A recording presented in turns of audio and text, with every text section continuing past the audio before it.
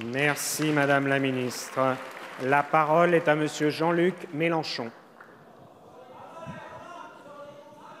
Monsieur le Premier ministre, pouvez-vous me confirmer l'information qui circule et qui ne m'a pas été encore confirmée, selon laquelle une bande de violents avait imaginé d'agresser des lieux de culte musulmans et d'attenter à la vie de M. Castaner et à la mienne?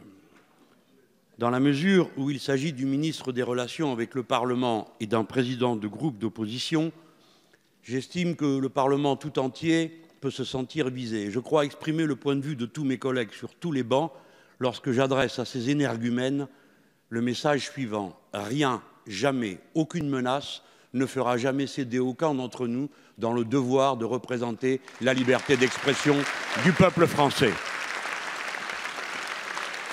Monsieur Castaner, merci mes chers collègues.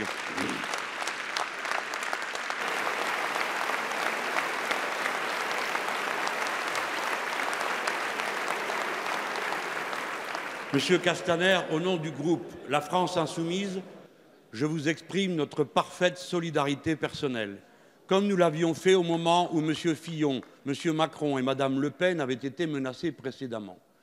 Sur un sujet tel que celui-ci, je n'ai l'intention, naturellement, de ne passer à aucune forme de polémique. Je me permets une suggestion, Monsieur le Premier ministre. Le ridicule qui comptait nous assaillir a été arrêté le 28 juin. 4 mois plus tard, je l'apprends. J'estime que M. Castaner et moi sommes hommes assez mûrs pour évaluer les menaces qui pèsent sur nous tout seuls. Et j'aurais apprécié d'en être informé pendant les 4 mois pendant lesquels j'ai continué à me transporter en métro et à pied, et ainsi de suite. Je ne fais de grief à personne. Je suggère qu'à l'avenir, les personnes qui seraient visées de cette façon soient prévenues à temps. Et lorsque l'information arrive de ces arrestations, que peut-être on se donne un délai d'une demi-heure pour en informer des gens comme nous, qui avons des familles, qu'il est ensuite extrêmement difficile de ramener au calme, comme vous le comprenez. J'achève. La radicalisation des groupes d'extrême droite est un problème pour beaucoup d'entre nous. À Marseille, ma ville, et dans ma circonscription, une permanence. À Marseille, dans ma ville, une permanence existe dans ma circonscription où la personne qui comptait me faire un mauvais sort a été vue à de nombreuses reprises. La parole est à Monsieur le Premier ministre.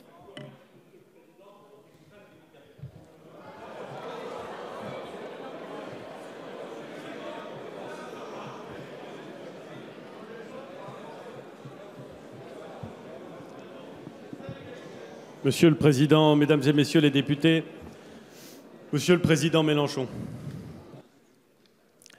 je vous confirme, Monsieur le Président, l'interpellation récente d'une dizaine de personnes, dont une femme et 3 mineurs, dans la région de Marseille et en Seine-Saint-Denis, dans le cadre d'une enquête sur les projets d'action violente fomentés par un individu dénommé Monsieur Nizine.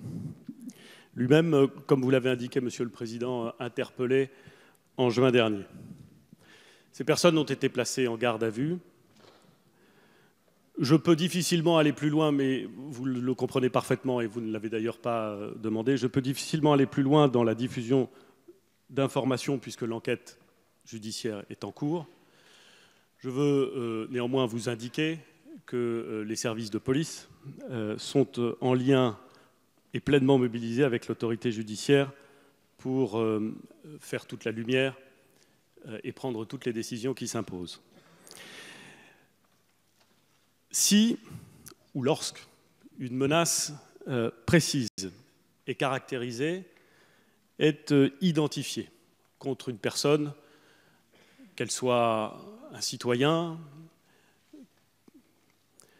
un intellectuel qui, par des prises de position, a pu se faire remarquer. Et vous savez comme moi, Monsieur le Président, nous savons tous ici qu'un certain nombre de journalistes ou d'intellectuels se trouvent dans cette situation. Un parlementaire, c'est votre cas, Monsieur le Président. Un membre du gouvernement, c'est le cas de Monsieur Castaner. Lorsque une menace précise et caractérisée est identifiée, bien entendu, nous prenons les mesures qui s'imposent en informant directement Les personnes qui sont soumises ou qui sont l'objet de cette menace et en prenant les dispositions de protection requises par l'évaluation de cette situation. Nous le faisons, Monsieur le Président, heureusement peu souvent, mais malheureusement régulièrement. Cela arrive. Et tous ceux qui se sont trouvés dans cette situation, il y en a heureusement peu, le savent et peuvent en témoigner. Je comprends parfaitement votre demande. Monsieur le Président, elle est formulée en termes totalement dénués de polémique, ce dont je vous remercie sur ce sujet, et elle est à la fois très compréhensible et parfaitement respectable. Je serais volontiers amené à donner droit à cette... Ce n'est pas véritablement une demande, au fond, oui, si, c'est une demande, allons, disons-le. J'y donnerais volontiers droit. Je pense néanmoins, Monsieur le Président, et je crois que vous pourrez me rejoindre sur ce sujet, qu'en la matière, il faut laisser aussi, peut-être pas seulement, mais aussi aux forces de l'ordre et à l'autorité judiciaire qui mène l'enquête le soin de déterminer si nous sommes dans quelque chose qui est caractérisé et sérieux, et le soin de mener son enquête sans fragiliser, dès lors qu'on est sûr qu'il n'y a pas de menace réelle et sérieuse, sans fragiliser l'enquête qui est en cours. Mais je pense que la question que vous posez et la situation dans laquelle nous nous trouvons impose que, de manière constante, nous réinterrogions nos procédures et l'attitude que nous avons face à ce type de menace.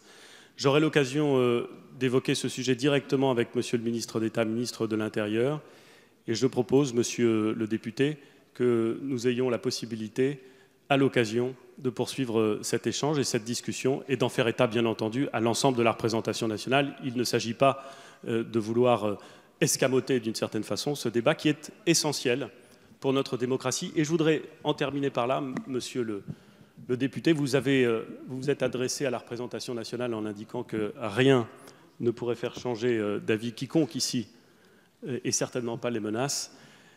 Je voudrais dire au nom du gouvernement que c'est une superbe, même si elle ne me surprend pas, mais c'est une superbe attitude de la représentation nationale qui fait honneur à notre démocratie.